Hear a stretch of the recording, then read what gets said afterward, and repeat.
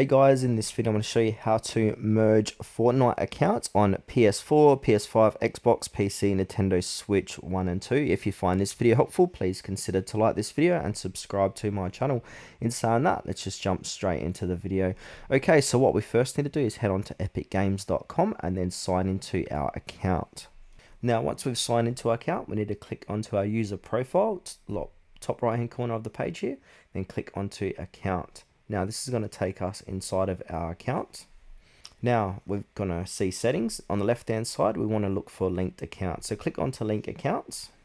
So basically we want to go ahead and link our PlayStation network or even Xbox, Nintendo. We've got all these different ones, Lego, etc. So if you want to go ahead and link a PlayStation network, this is going to be similar to each one. Just go ahead and click on link.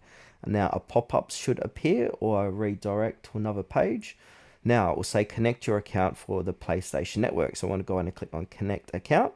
Now from here, we're going to have to put in our user credentials to link. So yeah, it's very straightforward. So put in your email address, sign in email, click next. And then on the next page, it's going to say your password. Click on next.